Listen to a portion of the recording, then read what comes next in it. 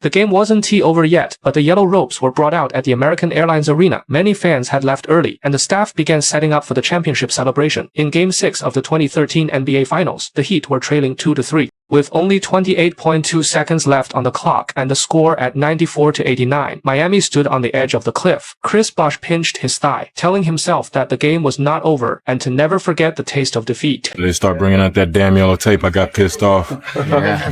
I had some flashbacks from 2011.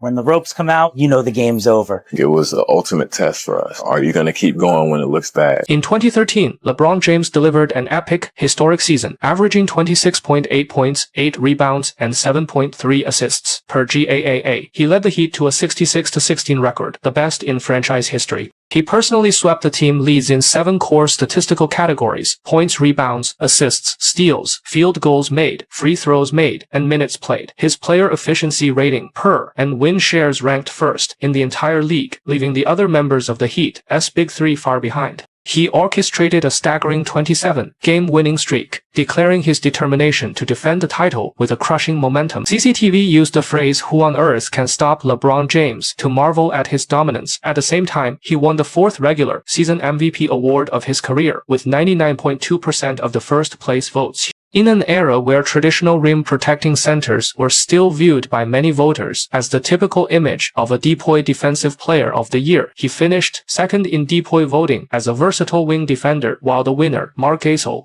only made the all-defensive second team. None of this mattered anymore. LeBron led the Heat headfirst into the playoffs. If Miami didn't win Game 6, everything that went on during the year, the 27-game winning streak, the 66-16 record, it all would have been forgotten. They swept the Bucks 4-0 in the first round and easily defeated the Bulls 4-1 in the second round. But in the Eastern Conference Finals, they collided with the Pacers, who were arguably the Heat's kryptonite. In their 3 regular season matchups, the Heat had lost 2. The Pacers' infinite switching and the no-fly zone built by Roy Hibbert in the paint made it extremely difficult for the Heat to advance. Game 1 of the Eastern Conference Finals was dragged into overtime after Paul George hit a clutch game-tying three-pointer. With 2.2 seconds left in OT, LeBron drove past George's tight defense to hit a game-winning left-handed layup at the buzzer. He went all out, dropping a triple-double with 30 points, 10 rebounds, and 10 assists. However, in Game 2, the Pacers completely dominated the paint. Hibbert ruled the restricted area with 29 points and 10 rebounds, and Paul George completed a shocking poster dunk over the Birdman, Chris Anderson. Even though LeBron scored a massive 36 points, the Heat still suffered a defeat.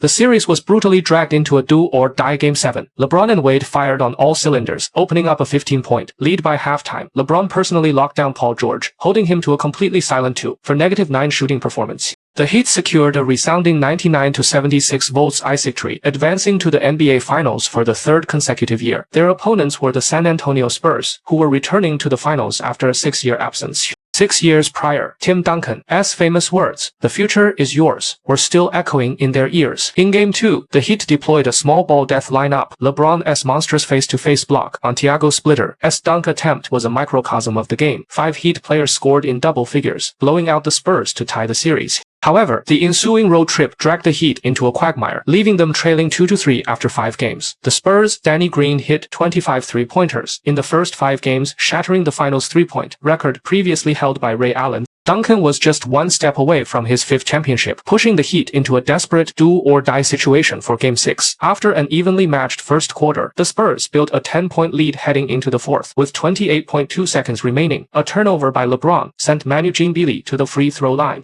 After making 1 of 2, the score was stuck at 89-94. Victory seemed to already belong to the Spurs. In this desperate situation, LeBron did not give up. After missing a 3-pointer, he caught a tip out from Mike Miller and drained his second attempt, cutting the deficit to 2 points. Leonard then made 1 of 2 free throws, leaving a glimmer of hope for the Heat. You're facing the abyss, and the only thing looking back at you is your character.